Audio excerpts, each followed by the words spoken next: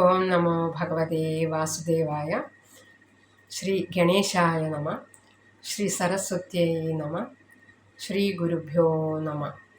ശ്രീമദ് ഭാഗവത മാഹാത്മ്യം. കൃഷ്ണം നാരായണം വന്ദേ, കൃഷ്ണം വന്ദേ വ്രജപ്രിയം, കൃഷ്ണം ദ്വൈപായനം വന്ദേ, കൃഷ്ണം വന്ദേ പൃഥാസുതം. ശ്രീമദ് ഭാഗവത മാഹാത്മ്യം, അധ്യായം 2, ശ്ലോകം 6 മുതൽ 10 വരെ.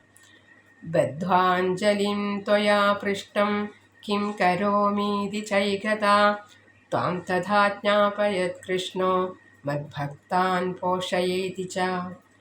അംഗീകൃതം ത്വയാ തദ്വൈ പ്രസന്നോ ഭൂദ്ധരിസ്തദാ, മുക്തിം ധാസീം ദദൗ തുഭ്യം ജ്ഞാനവൈരാഗ്യകാവിമൗ.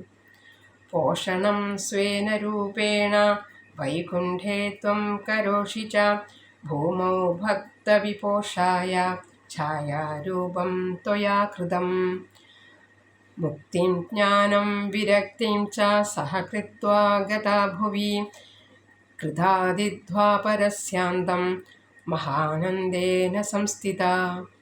കലൗ മുക്തിക്ഷയം പ്രാപ്ത പാഖണ്ഡാമയ പീഡിതാ, ത്വദാജ്ഞയാ ഗതാ ശീഘ്രം വൈകുണ്ഠം പുനരേവ സാ. ശ്രീഹരയേ നമ. സർവത്ര ഗോവിന്ദനാമ സങ്കീർത്തനം. ഗോവിന്ദ ഗോവിന്ദ.